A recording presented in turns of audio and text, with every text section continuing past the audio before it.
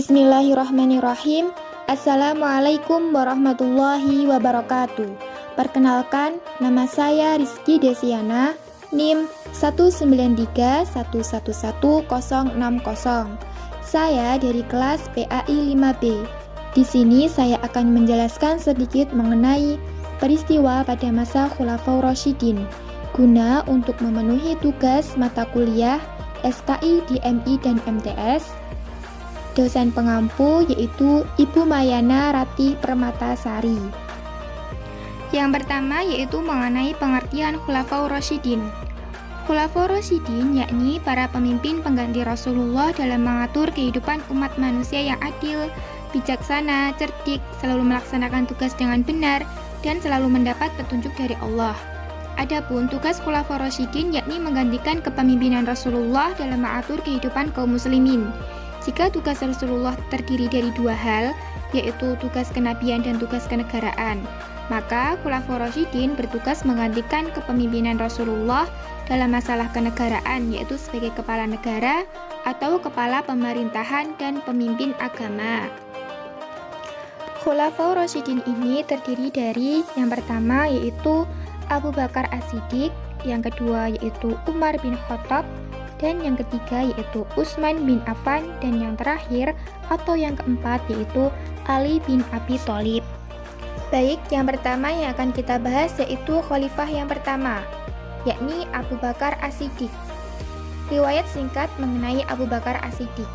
Beliau dilahirkan 2 tahun 1 bulan setelah kelahiran Nabi Muhammad SAW atau tahun 55 sebelum Hijriah. Nama aslinya adalah Abdul Ka'bah. Setelah masuk Islam diganti dengan Abdullah bin Utsman bin Abu Quhafah bin Amir bin Ka'ab bin Sa'ad bin Tayyim bin Ka'ab bin Lu'ay al-Quraisy at-Taimi. Beliau terkenal dengan sebutan Abu Bakar As-Siddiq. Abu yang artinya bapak, Bakar yang artinya dengan segera. Beliau dinamakan demikian karena ia memeluk agama Islam dengan segera dan mendahului yang lain. Sedangkan As-Siddiq artinya yang amat membenarkan, karena beliau amat segera membenarkan semua yang disampaikan oleh Rasulullah, terutama dalam peristiwa Isra Mi'raj. Pengangkatan Khalifah Abu Bakar As-Siddiq. Ketika Nabi Muhammad SAW wafat, Nabi tidak meninggalkan wasiat tentang siapa yang akan menggantikan beliau sebagai pemimpin politik umat Islam setelah beliau wafat. Terlihat beliau menyerahkan persoalan tersebut pada kaum muslimin sendiri untuk menentukannya. Karena itulah, tidak lama setelah beliau wafat dan jenazahnya belum dimakamkan, sejumlah tokoh muhajirin dan ansor berkumpul di balai kota Bani Sa'idah, Madinah. Mereka memusyawarahkan siapa yang akan dipilih menjadi seorang pemimpin. Musyawarah berjalan begitu rumit dan dapat dikatakan berlangsung cukup lama karena masing-masing pihak, baik dari muhajirin maupun dari ansor, sama-sama merasa berhak menjadi pemimpin umat Islam. Namun dengan semangat ukhuwah Islamiyah yang tinggi, akhirnya Abu Bakar terpilih. Semangat keagamaan Abu Bakar yang tinggi mendapat penghargaan yang tinggi dari umat Islam, sehingga masing-masing pihak menerima dan membaiatnya. Prestasi-prestasi Khalifah Abu Bakar As-Siddiq selama memimpin yakni memberantas orang-orang yang murtad, memberantas nabi-nabi palsu, memerangi orang-orang yang tidak mau membayar zakat, mengembangkan Islam ke luar negeri Arab, dan menghimpun Al-Quran. Akhir hayat dari Khalifah Abu Bakar As-Siddiq. Abu Bakar menjadi khalifah hanya berlangsung selama 2 tahun. Pada tahun 634 Masehi, beliau meninggal dunia. Selain menyelesaikan masalah-masalah yang terjadi dalam tubuh umat Islam, Abu Bakar juga mengembangkan wilayah keluar Arab. Dalam kepemimpinannya, Abu Bakar As-Siddiq melaksanakan kekuasaannya sebagaimana pada masa Rasulullah, bersifat sentral, kekuasaan legislatif, eksekutif, dan yudikatif terpusat di tangan khalifah. Meskipun demikian, khalifah juga melaksanakan hukum. Meskipun demikian, seperti juga Nabi Muhammad SAW, Abu Bakar selalu mengajak sahabat-sahabat besarnya untuk bermusyawarah. Khalifah yang kedua yakni Umar bin Khattab. Riwayat singkat Khalifah Umar bin Khattab. Umar bin Khattab dilahirkan di Mekah. Nama lengkap Umar bin Khattab adalah Umar bin Abdul Uzza bin Rabbah bin Abdullah bin Qurt Rozah bin Adi bin Ka'ab bin Lu'ay. Ia dilahirkan setelah 13 tahun kelahiran Nabi Muhammad SAW.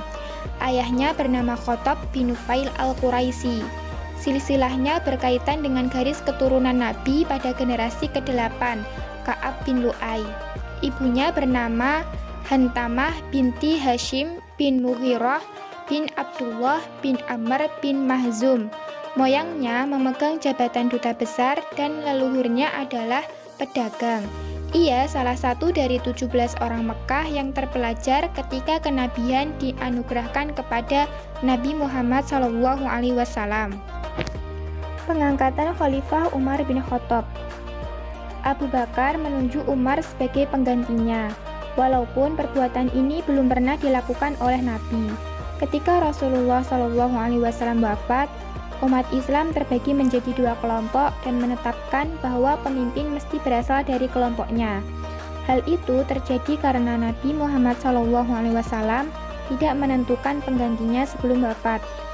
Apabila Abu Bakar membiarkan kursi khilafah atau kepemimpinan kosong ketika ia meninggal, maka umat Islam diperkirakan akan kembali pada perdebatan.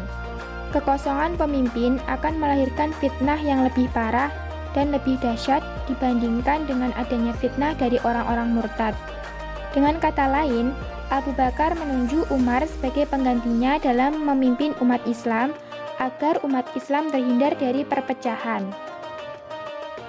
Prestasi dari Khalifah Umar bin Khattab.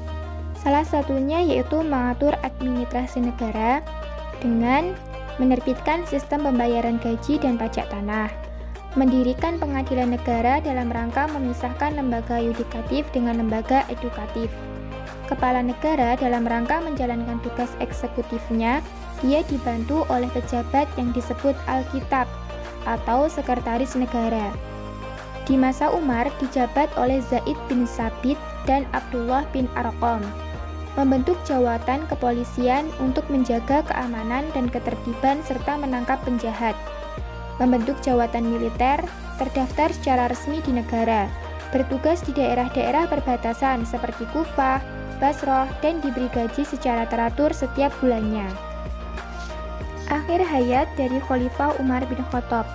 Khalifah Umar bin Khattab memerintah dari tahun 13 Hijriah sampai 23 Hijriah. Pada hari Rabu bulan Zulhijjah tahun 23 Hijriah, Umar bin Khattab wafat. Beliau ditikam ketika sedang melakukan sholat subuh oleh seorang majusi yang bernama Abu Lu'lu'ah, budak milik Al-Mughirah bin Syu'bah. Diduga ia mendapat perintah dari kalangan majusi. Umar bin Khattab dimakamkan di samping Nabi SAW dan Abu Bakar As-Siddiq. Beliau wafat dalam usia 63 tahun. Khalifah yang ketiga yakni Utsman bin Affan. Utsman bin Affan adalah salah seorang sahabat yang termasuk Al-Sabiqunal Awwalun yang masuk Islam atas ajakan Abu Bakar As-Siddiq. Nama lengkapnya adalah Utsman bin Affan bin Abi Al-As bin Umayyah bin Abdul Manaf yang berasal dari suku Quraisy. Lahir pada tahun 576 Masehi, 6 tahun setelah Rasulullah SAW lahir. Utsman lahir dari rahim seorang perempuan yang bernama Urwi bin Quraisy bin Habib bin Abdi al-Syams bin Abdul Manaf. Utsman bin Affan mempunyai pertalian silsilah dengan Rasulullah SAW. Pengangkatan Khalifah Utsman bin Affan. Pada saat Khalifah Umar bin Khattab dalam kondisi sakit parah, atas desakan para sahabat dekatnya, beliau membentuk Dewan Formatur yang bertugas memilih penggantinya kelak. Dewan Formatur yang dibentuk Umar berjumlah 6 orang. Mereka adalah Ali bin Abi Thalib, Utsman bin Affan, Sa'ad bin Abi Waqqas, Abdurrahman bin Auf, Zubair bin Awam, dan Tolhah bin Ubaidillah. Mekanisme pemilihan ditentukan sebagai berikut. Yang pertama yakni yang berhak menjadi khalifah adalah yang dipilih oleh anggota formatur dengan suara terbanyak. Yang kedua, apabila suara terbagi secara berimbang, Abdullah bin Umar yang berhak menentukan. Yang ketiga yakni apabila campur tangan Abdullah bin Umar tidak diterima, calon yang dipilih oleh Abdurrahman bin Auf harus diangkat menjadi khalifah. Prestasi Khalifah Utsman bin Affan. Prestasi yang terpenting bagi Khalifah Utsman bin Affan adalah menulis kembali Al-Quran yang telah ditulis pada zaman Abu Bakar yang pada waktu itu disimpan oleh Hafsah binti Umar. Manfaat dibukukan Al-Quran pada masa Utsman adalah menyatukan kaum muslimin pada satu macam mushaf yang seragam ejaan tulisannya. Yang kedua, menyatukan bacaan, kendati pun masih ada perbedaannya, namun harus tidak berlawanan dengan ejaan mushaf Utsmani. Yang ketiga, menyatukan tertib susunan surat-surat menurut tertib urut yang kelihatan pada masa mushaf sekarang ini. Akhir hayat Khalifah Utsman bin Affan. Utsman bin Affan memerintah pada tahun 23 Hijriah sampai 35 Hijriah. Utsman akhirnya wafat sebagai syahid pada hari Jumat tanggal 17 Zulhijjah 35 Hijriah atau 655 Masehi ketika para pemberontak berhasil memasuki rumahnya dan membunuh Utsman saat membaca Al-Quran. Persis seperti yang disampaikan Rasulullah SAW perihal kematian Utsman yang syahid nantinya. Beliau dimakamkan di pekuburan Baqi di Madinah. Yang terakhir yakni Khalifah Ali bin Abi Thalib. Nama lengkapnya adalah Ali bin Abi Thalib bin Abdul Muthalib bin Hashim bin Abdul Manaf bin Lu'ay bin Kilab bin Qusay. Beliau dilahirkan di Mekah pada saat 30 tahun umur Nabi Muhammad SAW. Ibunya bernama Fatimah binti Asad bin Hashim binti Abdul Manaf. Ali adalah orang pertama yang masuk Islam dari kalangan anak-anak. Pada saat itu umurnya belum genap berusia 13 tahun. Ali bin Abi Thalib adalah orang yang tidur di tempat Nabi. Waktu malam beliau hijrah dari Mekah ke Yasrib dan menyusul Nabi ke Yasrib setelah menunaikan segala amanah yang dipercayakan Nabi kepadanya. Ali bin Abi Thalib dinikahkan Nabi dengan putrinya Fatimah binti Muhammad SAW pada tahun ketiga Hijriah. Saat itu usia Ali bin Abi Thalib adalah 26 tahun. Dari hasil pernikahan itu mereka dikaruniai Allah Subhanahu wa taala dua orang putra, yaitu Hasan dan Husain. Pengangkatan Khalifah Ali bin Abi Thalib. Pengukuhan Ali bin Abi Thalib menjadi khalifah tidak semulus 3 orang khalifah sebelumnya. Ali dibaiat di tengah-tengah suasana berkabung atas meninggalnya Khalifah Utsman. Kaum pemberontak yang membunuh Utsman mendaulat Ali supaya bersedia dibaiat menjadi khalifah. Setelah Utsman terbunuh, kaum pemberontak mendatangi para sahabat senior satu persatu yang ada di kota Madinah seperti Ali bin Abi Thalib, Thalhah, Zubair, Sa'ad bin Abi Waqqas, dan Abdullah bin Umar bin Khattab agar bersedia menjadi khalifah. Namun mereka menolak. Akan tetapi, baik kaum pemberontak maupun kaum Ansor dan Muhajirin lebih menginginkan Ali menjadi khalifah. Ia didatangi beberapa kali oleh kelompok-kelompok tersebut agar bersedia dibaiat menjadi khalifah. Namun Ali menolak, sebab ia menghendaki agar urusan itu diselesaikan melalui musyawarah dan mendapat persetujuan dari sahabat-sahabat senior terkemuka. Akan tetapi, setelah masa rakyat mengemukakan bahwa umat Islam perlu segera mempunyai pemimpin agar tidak menjadi kekacauan yang lebih besar, akhirnya Ali bersedia dibaiat menjadi khalifah. Prestasi-prestasi dari Khalifah Ali bin Abi Thalib. Yang pertama yaitu mengganti pejabat yang kurang cakap. Yang kedua, membenahi keuangan negara atau Baitul Mal. Yang ketiga, memajukan bidang ilmu bahasa. Dan yang terakhir yaitu bidang pembangunan. Akhir hayat Khalifah Ali bin Abi Thalib. Khalifah Ali bin Abi Thalib memerintah pada tahun 35 Hijriah sampai 40 Hijriah.